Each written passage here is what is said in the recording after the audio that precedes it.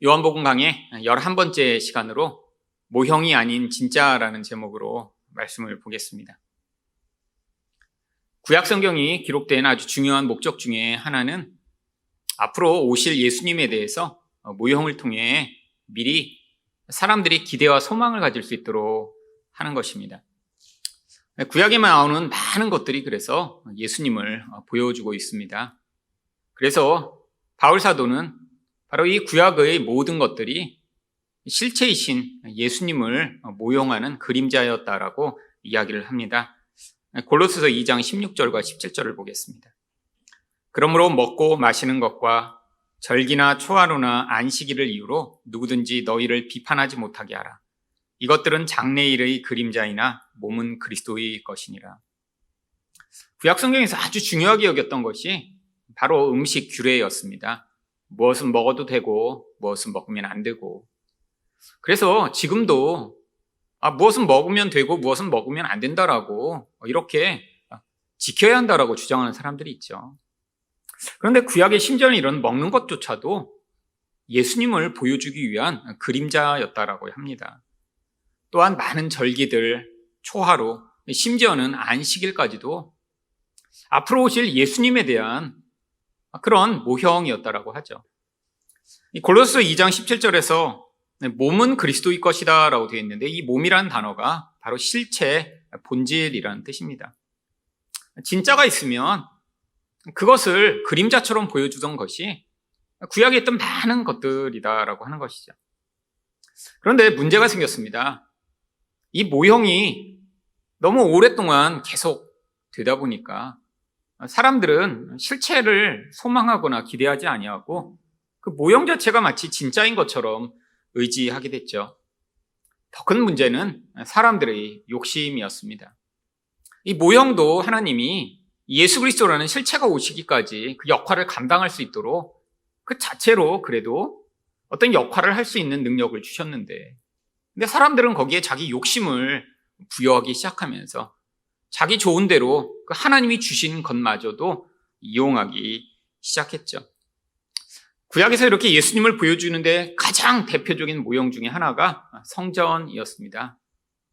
이 성전은 바로 이 죄 있는 인간이 하나님을 만나지 못하면 죽을 수밖에 없기 때문에 하나님이 예수님이 오시기까지 이 제사를 통해 죄를 씻고 그리고 하나님을 만나 거기서 축복을 받을 수 있도록 임시적으로 주신 것이었죠. 그런데 이 성전이 바로 이 인간의 욕망으로 말미암아 변질돼 버렸고요. 또한 이 모형과 또한 실체를 구분하지 못한 사람들이 이 모형을 마치 실체인 것처럼 붙들게 되다가 왜곡이 나타나게 되었습니다. 모형은 실체가 오면 반드시 폐기되게 되어 있습니다. 바로 아파트도 모델하우스를 지었다가 진짜 아파트를 짓고 나면 이 모델하우스는 다 폐기 처분하는 것과 똑같죠. 마찬가지로 이 실체인 예수님이 오셨기 때문에 이 모형은 이제 폐기되고 바뀌어야만 합니다. 그렇다면 실체이신 예수님이 오셔서 하신 일은 무엇인가요? 첫 번째로 왜곡된 성전의 모습을 바로 잡으셨습니다. 13절 말씀입니다. 유대인의 유월절이 가까운지라 예수께서 예루살렘에 올라가셨더니. 유월절은 유대인의 절기 가운데 가장 중요한 3대 절기 가운데서도 그 중에 가장 중요한 절기입니다. 예루살렘에 올라가신 이유는 이 바로 유월절마다 모든 유대인의 남자들은 성전에 가서 이렇게 제사를 드리도록 되어 있었기 때문이죠. 바로 여기에 나와 있는 이 유월절과 이 예루살렘, 모든 그런 시간 가운데 가장 중요한 날이 유월절이며 또한 모든 장소 가운데 가장 중요한 장소가 이 예루살렘의 성전이죠. 바로 이런 중요한 시간과 중요한 장소에서 바로 가장 중요한 일이 하나님을 만나는 것입니다. 이 하나님을 만나기 위해 꼭 필요한 것이 바로 죄를 씻어야 하기 때문에 제물이 반드시 필요했죠. 그래서 14절은 이렇게 이야기합니다. 성전 안에서 소와 양과 비둘기 파는 사람들과 돈 바꾸는 사람들이 앉아 있는 것을 보시고, 여러분 너무 당연하게 제물이 필요하기 때문에 거기에 그런 사람들이 필요를 채워줄 이 재물을 파는 것 잘못된 것인가요? 이것이 처음에는 편리를 위해 시작되었는데 점점 이렇게 인간의 욕망으로 말미암아 왜곡이 나타나기 시작했습니다. 멀리서부터 사람들이 양을 끌고 오면 어떻게 되겠어요? 얼마나 힘들까요? 여러분, 소를 끌고 200km, 300km 여행을 한다고 생각해 보세요. 쉬운 일이 아니죠. 그래서 처음에는 아마 이 성전 주변에서 이렇게 짐승을 파는 사람들이 생겼을 것입니다. 그런데 이게 바로 이 성전을 관리하고 있던 사두개인들에게는 아주 중요한 돈 벌 기회였던 것이죠. 밖에서 갖고 온 이런 짐승들, 자기들이 허락하지 않은 이런 짐승들은 퇴짜를 놓는 거예요. 이건 부정하다. 제물로 쓰기에 적합하지 않아. 왜냐하면 제사장들이 이 모든 짐승들을 먼저 살핀 뒤에 이거는 흠이 없어서 하나님께 바칠 만한 좋은 거야 라고 이렇게 판단을 내려줘야 제물이 될 수 있었거든요. 그리고 사람들이 갖고 오는 이 모든 짐승들을 다 퇴짜 놓은 뒤에 제사장들은 자신들이 바로 이 예루살렘에 아주 가까운 곳에서 큰 목장을 운영했습니다. 그리고 사람들을 동원해서 자기들이 키운 양과 소와 비둘기만 사람들이 판매할 수 있도록 한 것이죠. 이런 역할을 하기 위해 그래서 장사꾼들이 필요한 것이고요. 이들은 엄청난 돈을 내고 바로 그 수수료를 이 사두개인들이 받아 챙겼던 것입니다. 결국 사람들이 꼭 해야 하는 이 제사가 돈벌이 수단이 된 것이죠. 그런데 왜 성전에 또 이렇게 돈 바꾸는 사람이 있었던 것인가요? 바로 유대인 남자들은 1년에 한 번 성전세를 내도록 되어 있었습니다. 그래서 6월절마다 반세겔의 성전세를 냈습니다. 반세겔은 약 5g 정도밖에 안 되는 아주 적은 양의 은을 이야기합니다. 이 반세겔은 지금의 돈으로 환산하면 약 이틀치의 임금에 해당한다고 하더라고요. 그러니까 1년에 한 번 약 한 10만에서 20만 원 정도 되는 그런 성전세를 냈죠. 근데 당시에 사람들이 이 돈을 로마의 동전을 사용했는데 이 로마의 동전에는 황제의 얼굴이 새겨져 있습니다. 유대인들은 이것을 우상숭배 금지라고 하는, 아무 것의 형상도 만들지 말라라고 하는 하나님의 명령에 이제 반대한 이런 잘못된 것이라고 여겨서 이 로마 동전을 직접 세금으로 낼 수가 없었던 것입니다. 그래서 동전 가운데 이런 형상이 새겨지지 않은 동전이 있었는데 그게 바로 두로 지방에서 사용되던 동전이었다라고 해요. 그래서 성전에서 성전세를 낼 때는 이 로마 동전을 가지고 와서 두로 동전으로 환전을 한 뒤에 그 다음에 이 두로 동전으로 세금을 냈던 것이죠. 그런데 이것도 이 사두개인들이 바로 이 환전상들에게 많은 돈을 받고 그들을 그 자리에서 이렇게 돈을 바꾸는 일을 하도록 허용했던 것입니다. 그러니까 이 환전을 하는데 엄청난 그런 수수료를 떼었던 것이죠. 그리고 사람들은 예배하러 성전에 왔는데 이렇게 짐승을 하나님께 드리고 죄를 씻기 위해서 엄청난 돈이 들었고요. 또한 1년에 한 번 바치는 성전 세금을 내기 위해서도 엄청난 수수료를 떼고 세금을 낼 수밖에 없었죠. 그런데 이렇게 돈을 많이 내더라도 이것이 정말 이런 성전과 이런 중요한 일을 위해 사용된 것이 아니라 바로 이 종교 시스템을 이용해 먹고 살던 이런 종교 지도자들과 또 그들과 붙어서 같이 장사를 해먹던 장사꾼들의 배만을 불린 것입니다. 이게 바로 시장처가 된 것이죠. 원래 성전은 성전 바깥들과 안뜰이 있습니다. 근데 사람들이 이 바깥들에 몰려들어서 거기가 짐승을 팔고 돈을 바꾸는 사람들이 가득한 그런 시장통처럼 변해버린 것입니다. 근데 이 성전의 바깥들은 바로 유대인이 아닌 사람들이 와서 기도하는 장소였습니다. 유대인이 아닌 사람들은 바로 이 성전의 안뜰에 들어갈 수가 없었기 때문이죠. 거기도 예배소예요. 거기도 성전이었던 것이죠. 그런데 바로 거기가 그렇게 시장통이 되니까 유대인이 아닌 사람들은 바로 그 시장터에 와서 기도할 수밖에 없는 그런 상황이 되었던 것이죠. 예수님이 그래서 어떻게 하십니까? 15절 상반절입니다. 노끈으로 채찍을 만드사 양이나 소를 다 성전에서 내쫓으시고. 여러분, 장사하고 있는데 어떤 한 청년이 오더니 끈을 만들어 막 소를 때리면서 이렇게 내쫓으면 사실 어떤 반응을 이 장사꾼들이 하는 게 정상적일까요? 아니, 그 청년을 잡아서 못하게 하는 게 일반적이죠. 여러분, 자기 재산을 이렇게 지금 누군가가 내쫓고 자기 하던 장사를 못하게 하는데, 근데 왜 사람들이 가만히 있었던 것이죠? 이 예수님의 너무나 확고한 권위가 바로 이들을 두렵게 했기 때문입니다. 아무도 그럴 사람이 없어요.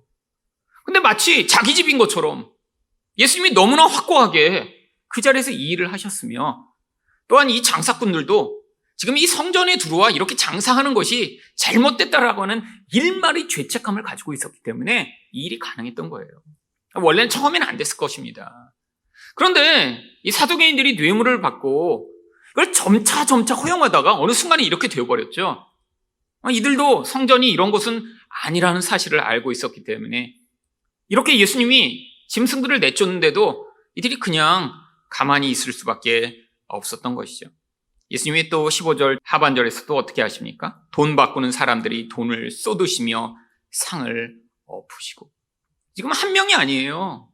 다니면서 상마다 다 뒤엎고 다니시는데 지금 아무도 아무 말 하지 못하고 있는 이런 상황이죠. 여러분은 근데 예수님이 지금 이거 막 우리처럼 이렇게 감정에 휩싸여 어떤 일을 하고 계신 것인가요?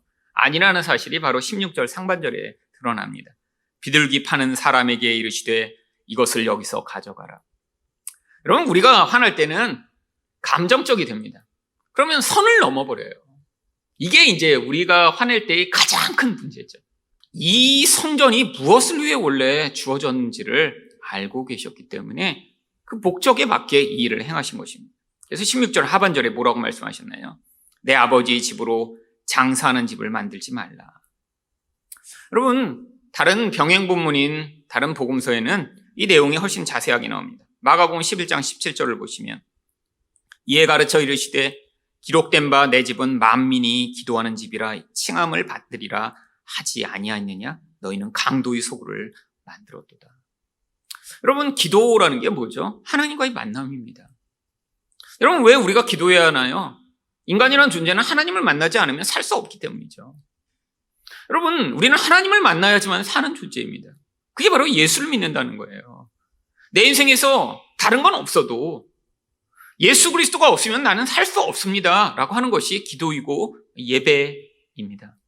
그래서 하나님이 이 예수님이 오시기 전까지 성전을 주셔서 하나님이 없으면 우리는 살 수 없습니다. 이 죄가 나를 지배하고 내 인생은 파괴적이며 어떤 행복과 만족도 누릴 수 없습니다. 하나님 그래서 이 죄를 해결해 주시고 제게 축복을 내려 주시옵소서라고 간구하는 자들이 모여드는 곳이 성전인데, 이런 사람들의 갈급함을 이용해 바로 사람들의 그 모든 가치 있는 것들을 빼앗는 이 행위, 이걸 강도짓이라고 말씀하신 것이죠.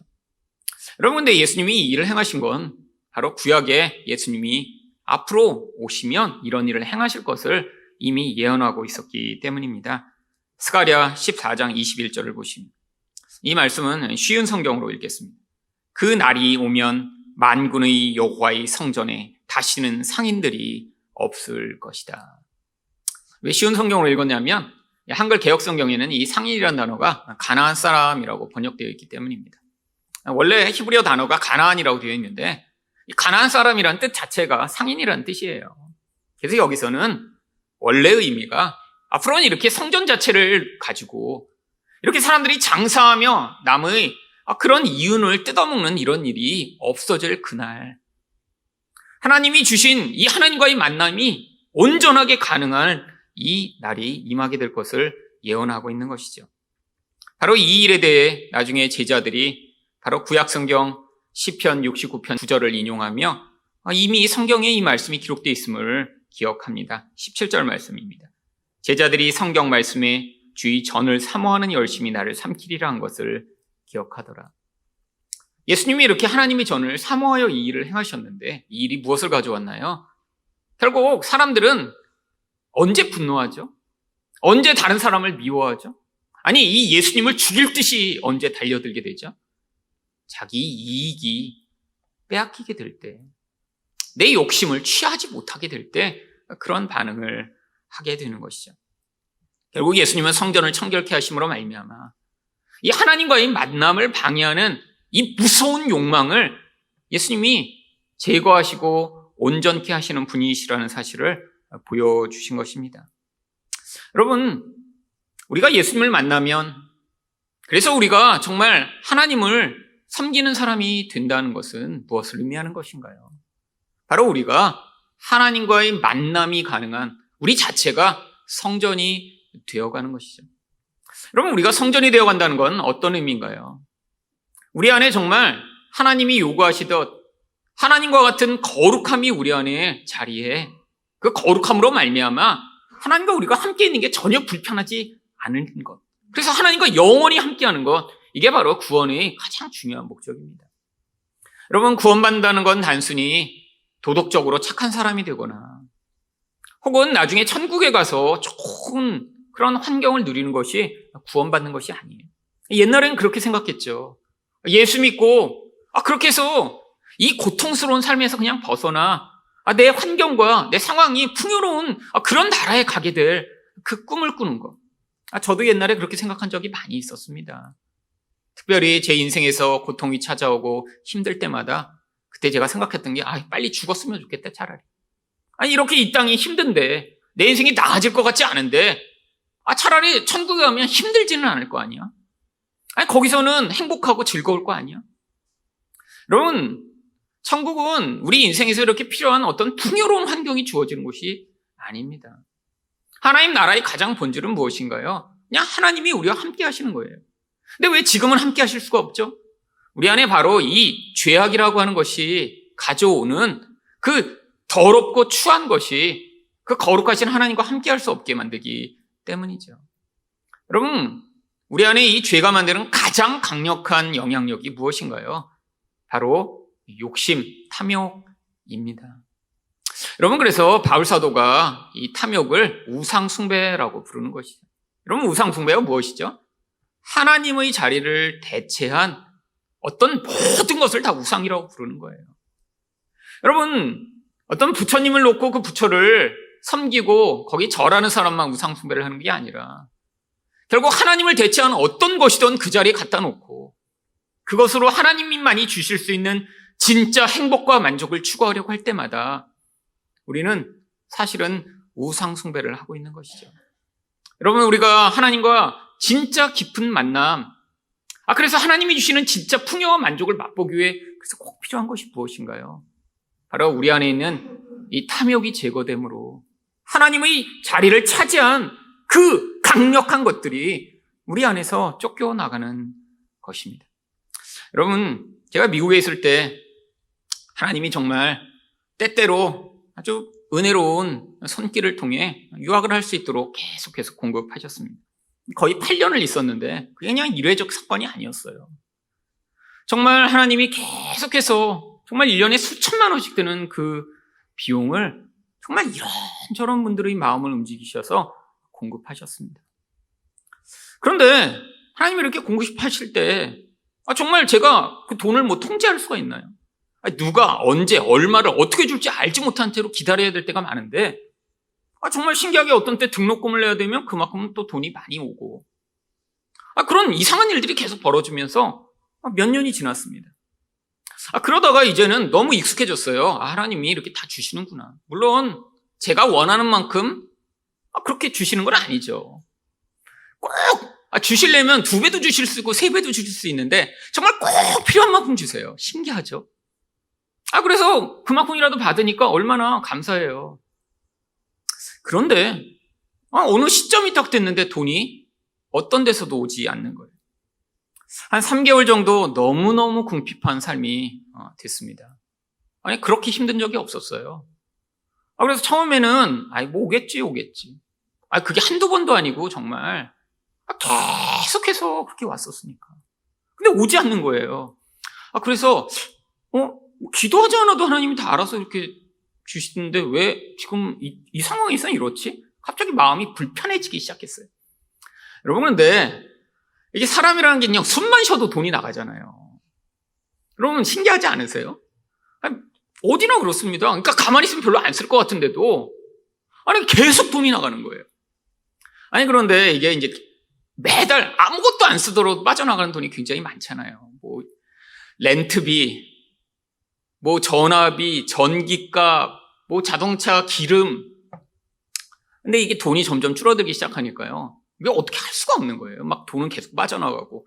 먹고는 살아야 되고. 그래서 처음에는 그래도 믿음이 있었습니다. 그래서 일단 마트에 가서 시장을 다 봤어요. 집에 왔는데 불안해지기 시작하는 거예요. 그럼 산 물건 중에 뭐 야채나 이렇게 환불이 불가능한 거는 일단 먹기 시작해요. 근데 그 중에서 뭐 통조림도 사오고 그럴 거 아니에요. 그런 거는 조금 이따 먹자. 이거 혹시 돈을 안 주시면 이거는 환불을 해야 되니까. 근데 정말 아니, 며칠이 지나서 당장 내일 돈이 얼마가 나가야 되는데 더 이상 돈이 없는 거예요. 그러면 그때 돈이 안 오나 봐. 그래갖고 다시 환불할 수 있는 물건을 들고 다시 마트에 갑니다. 미국은 정말 환불 시스템은 정말 세계 최고예요. 묻지 않아요, 그냥. 그냥 바꿔줘요, 그냥. 다시 바꿔서 그 겨우 몇만 원을 다시 받아갖고 갖고 와서 뭐 그걸로 기름값도 내고 막 그렇게 살아요. 근데 이게 점점 심해지니까 나중에는 못 견딜 상황이 되는 거예요. 여러분, 차를 타야 되는데 기름을 5,000원씩 넣고 다녔습니다. 그래서 5불씩. 왜냐하면 10불 넣었다가 5불이 당장 필요한 상황이 되는 거예요. 이게 나중에는 이제 미국에 있는 돈이 다 떨어졌어요. 그래갖고 한국에 보니까 통장에 한 7만 원인가 8만 원이 있어요. 근데 이게 문제가 한국에서 그 7만 원, 8만 원을 보내면 그걸 쓸 수 있는 게 아니라 이 수수료를 떼는데 수수료가 3만 얼마인 거예요. 그 돈이 내가 이 한국에 7만 원이 있는데 이게 뭉텅이로 뭐 100만 원 정도를 보내면 뭐 3만 원 수수료 떼는 게 뭐 당연하지 이러는데 아니 7만 원인가 있는데 그걸 보내서 미국에서 받으면 결국 3만 원 얼마 남는데 이걸 보내야 되나 말아야 되나 근데 방법이 없어요. 그래서 결국 보냈습니다. 그래서 수수료를 거의 절반을 떼고 받아갖고 그걸로 또 찔끔 근데 여러분 그게 며칠이나 가나요? 한 3개월쯤 됐는데 이제는 더 이상 살 수 없는 상황이 된 거예요. 뭐 누구한테 말도 못하고 지금 막 그래서 이제 미국에 가서 돈 때문에 거의 기도한 적은 없습니다. 사실 하나님이 약속을 주셨고 저도 믿음이 생겼고 처음부터 하나님이 굉장히 정말 은혜롭게 주셨는데 그때는 어떻게 할 수가 없어서 기도를 시작했어요. 근데 응답도 없고 뭐 아무런 상황의 변화가 없는 거예요.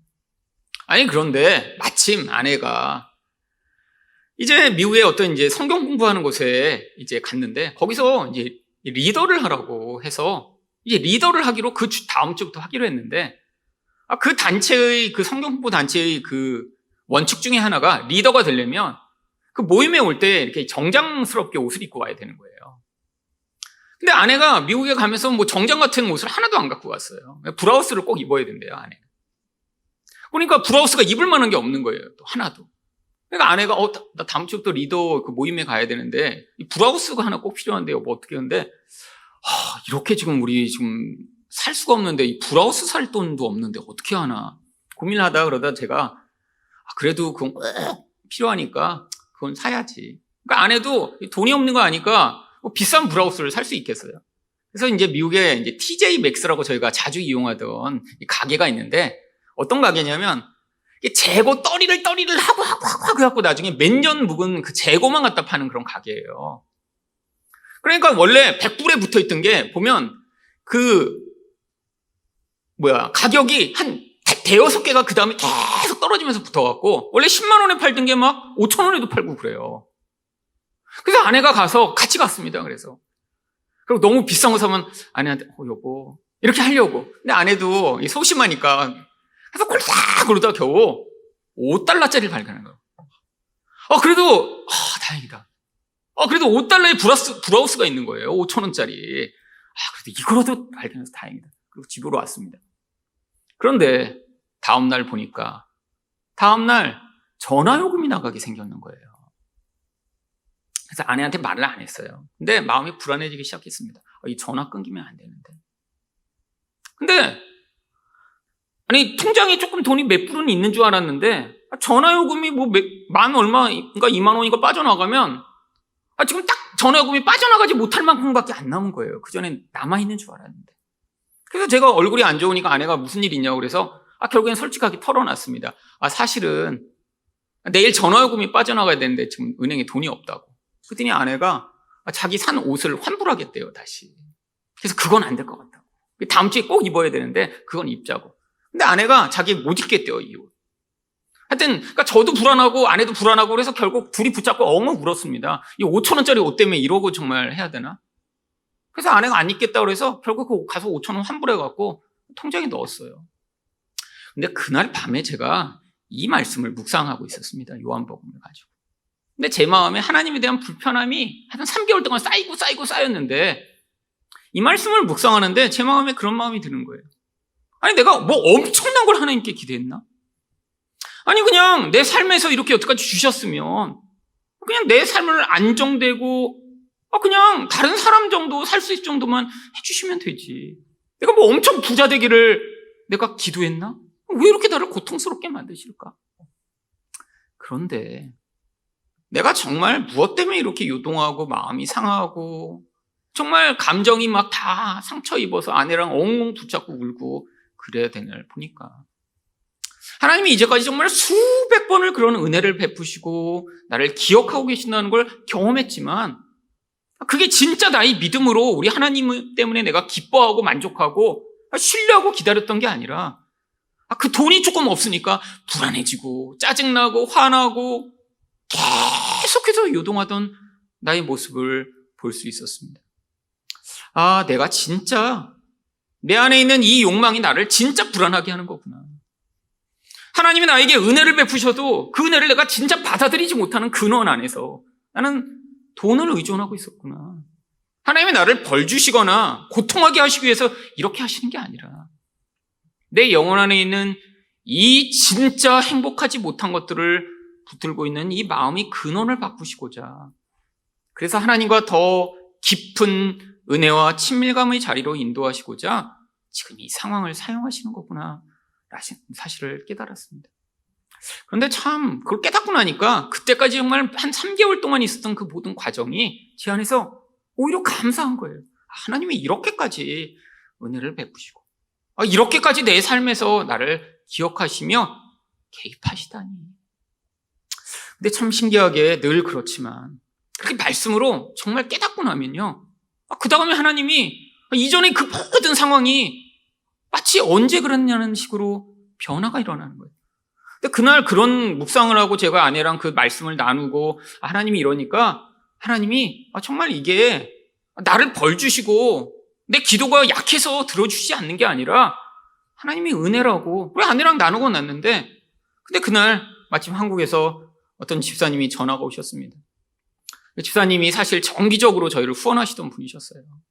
근데 그때 원래 1년에 한 2번 정도 이렇게 정기적으로 후원을 하시던 분이 그냥 중간에 전화 오시더니 갑자기 마음에 저희 가정에 이렇게 돈을 좀 모아갖고 보내시려고 했는데 중간에 갑자기 급하게 보내실 마음이 들었다는 거예요. 그래서 그때 돈을 몇백만 원을 보내주셨어요.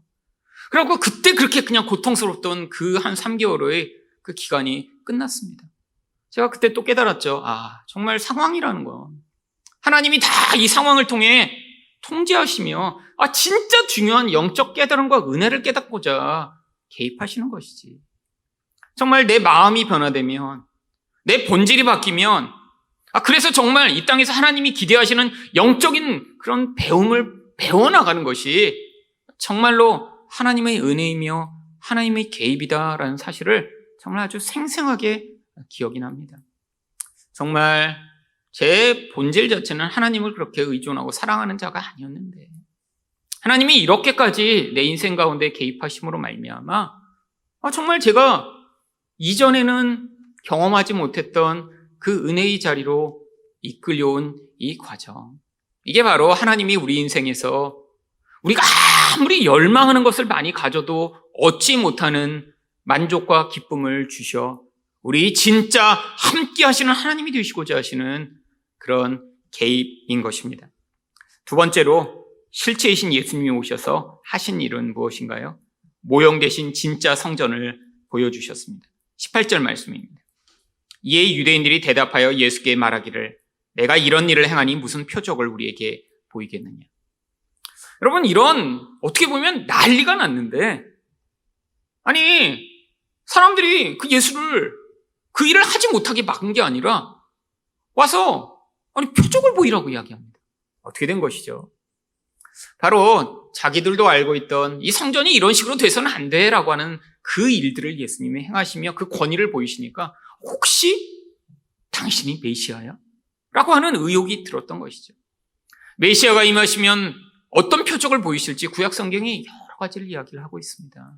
그러니까 그 중에 하나 표적을 보이라는 거예요. 사람들이 기대하던 표적은 무엇인가요? 뭔가 놀라운 거예요. 마치 마귀가 예수님을 시험할 때 요구했던 성전 그 높은 곳에서 뛰어내려라 라고 요구했던 것과 같은 거예요. 그런데 예수님이 뭐라고 말씀하시죠? 19절입니다. 예수께서 대답하여 이르시되 너희가 이 성전을 헐라 내가 사흘 동안에 일으키리라. 여러분, 성전을 이렇게 큰 건축물을 세워놨는데 이거를 헐어버리면 3일 안에 세우는 것이 가능한가요? 여러분, 예수님이 말한 이 말씀 자체가 사람들에게 엄청난 시험거리가 되었습니다. 여러분, 나중에 예수님을 십자가에 달아 죽이려고 할 때 죄목을 사람들이 무엇으로 바로 고소하나요? 마태복음 26장 61절을 보시면 이르되 이 사람의 말이 내가 하나님의 성전을 헐고 사흘 동안에 지을 수 있다 하더라. 심지어는 예수님이 십자가에 달리셨는 데까지 사람들이 비방하는 이유가 됩니다. 마태복음 27장 40절을 보시면 이르되 성전을 헐고 사흘에 짓는 자여 내가 만일 하나님의 아들이었거든 자기를 구원하고 십자가에서 내려오라. 여러분, 예수님을 볼 때 허풍선이 같이 보였던 거죠. 거짓말쟁이로 여긴 거죠. 그런데 사람들이 이렇게 여긴 가장 중요한 이유가 무엇이죠? 당시 건축술로는 정말 최고의 노력과 공을 들여 짓고 있는 엄청난 오랫동안 짓고 있는 건물인데 그걸 헐고 3일 동안 짓는다는 것 자체가 말이 안 되는 일이었기 때문에 사람들이 그래서 뭐라고 이야기를 하나요? 20절을 보시면 유대인들이 이르되 이 성전은 46년 동안의 지었건을 내가 3일 동안에 일으키겠느냐? 여러분, 그 성전은 바로 헤롯이 짓기 시작한 헤롯 성전이었습니다. 솔로몬 성전이 맨 처음에 있었고요. 그 다음에 바벨론의 침공으로 솔로몬 성전이 무너진 뒤에 다시 바벨론에서 돌아와 스룹바벨 성전을 지었고요. 그리고 헤롯이 왕이 된 뒤에 바로 유대인들이 자신을 싫어하자 유대인들이 가장 좋아할 만한 일인 이 성전을 시작한 것이죠. 근데 이때 끝나지가 않았습니다. 그 이후로도 바로 46년째 짓고 있는 이때가 AD 27년인데요. 이 성전이 완성되는 것은 AD 63년이나 완성이 됩니다. 결국 82년 동안 이 성전이 지어진 것이죠. 여러분, 그런데 물론 지금처럼 이렇게 몇 년 동안 딱 막아놓고 짓는 게 아니라 부분별로 계속 개축하고 증축해 나가는 그런 상황인 것이죠. 여러분, 이렇게 80년이 걸쳐서 지어진 성전이 지어진 지 7년 만에 로마의 침공으로 도료에 도로 하나도 남기지 않고 다 허물어져 버립니다. 여러분, 그래서 지금 이스라엘에 가면 뭐만 남아있나요? 그 성전의 벽 일부만 남아있어요. 바로 그 벽을 통곡의 벽이라고 부르는 것입니다. 여러분, 아니 이렇게 인간이 공들이고 애쓴 성전이 왜 이렇게 무너져 버린 것이죠? 진짜가 왔기 때문입니다. 여러분, 이 땅이 눈에 보이는 성전이 아니라 바로 예수님이 허무시겠다고 말씀하신 그 성전은 예수님 자신을 의미하는 것이죠. 그래서 21절에 그러나 예수는 성전된 자기 육체를 가리켜 말씀하신 것이라. 여러분, 성전이라는 게 무엇인가요? 하나님과의 만남입니다. 이제는 그런데 바로 예수가 없이는 우리가 하나님을 만날 수 없다는 것을 의미하는 것이죠. 예수님이 그래서 우리를 대신하여 바로 십자가에 달려 죽으신 것입니다. 우리가 하나님을 만나야 되는 가장 중요한 이유가 무엇이죠? 바로 영적 생명 때문이죠.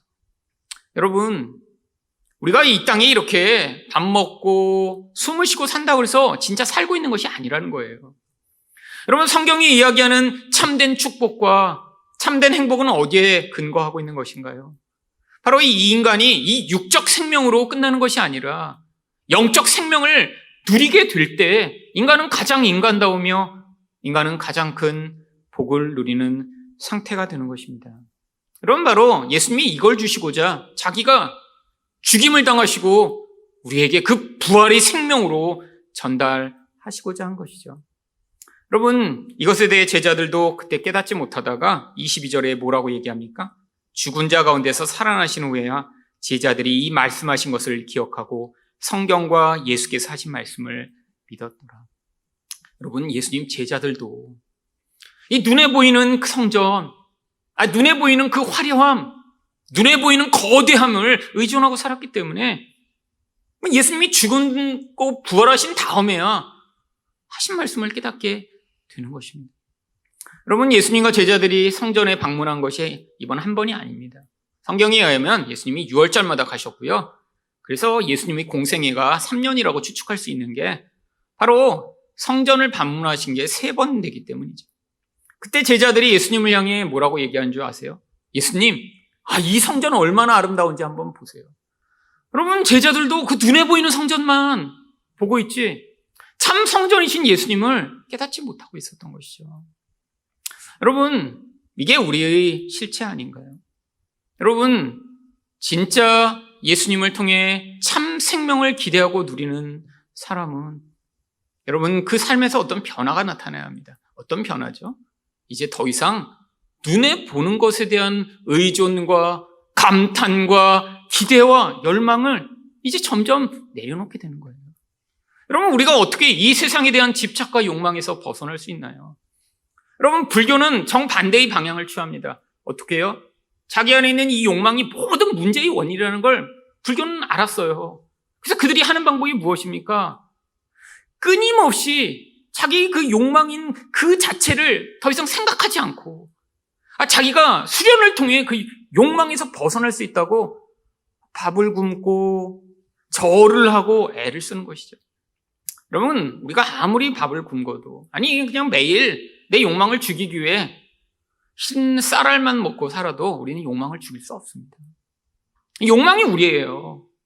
살아있는 존재인데 어떻게 원하는 것이 없을 수 있을까요? 여러분, 우리 모두 다 원하는 것들이 다 있습니다. 그게 눈에 보이는 것이건 보이지 않는 것이건. 근데 그게 우리를 그렇게 힘들게 하는 거예요. 우리가 분노하는 이유도, 우리가 불만족한 이유도, 우리가 자꾸 우울한 이유도, 우리가 관계가 깨지는 이유도, 우리가 정말 열등감에 시달리며 고통하는 이유도 사실 우리 안에 있는 욕망 때문이죠. 여러분, 그런데 우리에게 하나님이 주시고자 하는 건 그냥 우리가 내가 이걸 가지면, 이런 자리에 서면 나는 행복할 것 같아. 나는 정말 멋진 사람이 될 수 있을 것 같아. 라고 하는 그것이 우리에게 참 생명이 아니라 하나님이 주시는 영적 생명이 우리를 진짜 만족하게 할 수 있다는 사실을 우리가 먼저 맛보기를 원하십니다. 여러분, 예수님을 통해서만 이것을 맛볼 수 있는 거예요. 여러분, 이게 바로 죽음을 이긴 부활의 능력이며 생명의 능력입니다. 여러분, 이걸 맛본 자만이 그런 눈에 보이는 화려하고 멋진 것, 나를 지금 불편하게 하고 불만족하게 만드는 것, 다른 사람들이 다 그렇게 사니까 나도 그렇게 되지 않으면 안 될 것 같은 이 압박과 절망으로부터 우리를 벗어나게 만들고, 하나님이 우리에게 주신 이 생명이 얼마나 귀한가를 이 땅에서도 누리는 자들이 되기를 원하시는 것이죠. 여러분, 우리는 우리 욕망을 싸우고 죽여서 그 욕망에서 벗어나는 게 아니라 바로 예수와 함께하여 그 예수님을 통해 이 생명을 맛볼 때만 우리 욕망을 벗어날 수 있습니다. 여러분, 그래서 기도하셔야 돼요. 여러분, 자꾸 눈에 보이는 것이 여러분을 불만족하게 하시나요? 여러분, 여기 있는 어떤 분도 자기가 원하는 어떤 수준, 자기가 원하는 어떤 것을 다 소유하고 가질 수 있는 사람이 누가 있나요? 여러분, 우리는 계속 불만족합니다. 내가 가진 것인 아무리 새 거를 사도 금방 한 것이 되고 새 것이 나오죠. 내가 아무리 좋은 걸 가져도 더 좋은 걸 가진 사람들이 있죠. 여러분, 우리 유일한 만족은 바로 영적인 것에 있습니다. 하나님이 우리에게 그 영적인 것을 맛보게 하시면 내가 이 땅을 살아도 이 눈에 보이는 것에 집착하지 않고 오히려 이 세상 가운데 하나님의 뜻을 이룰 수 있는 삶을 그제서야 살 수 있는 것이죠. 여러분, 우리가 찬양을 많이 부릅니다. 우리 찬송가 94장 좋아하는 분들 굉장히 많으세요. 옛날에는 이게 102장이었죠. 저도 어려서부터 되게 좋아했어요, 이 찬양.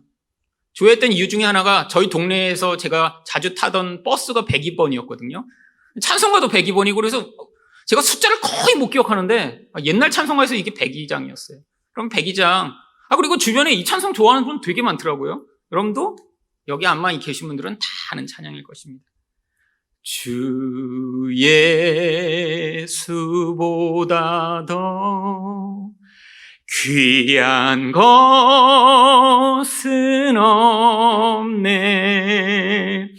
이 세상 부귀와 바꿀 수 없네. 여러분, 근데 정말 우리가 이렇게 이 세상의 부귀와 예수를 바꾸지 못할 만큼 예수를 사랑하시나요? 여러분, 이 예수를 통해 얻게 되는 생명을 얻지 못하면 우리는 절대 이 세상의 부귀에 대한 열망에서 벗어나지 못합니다. 여러분, 그게 우리를 진짜 행복하게 만들지 못함에도 불구하고 여전히 내가 남보다 적게 가지고 있다. 남들은 다 성공하고 부자 되는 것 같다. 나만 빼고 다 남들만 행복한 것처럼 보인다라는 그 자리에서 벗어나지 못하고 예수가 주는 그 만족을 누리지 못하고 사는 그런 성도들 얼마나 많이 있나요? 여러분, 이 땅에서 이런 세상의 부귀가 우리를 유혹할 때마다 하나님, 참 성전이신 예수와 내가 동행함으로 그 영적 생명을 누리는 자 되게 하여 달라고 기도하시는 여러분 되시기를 축원드립니다.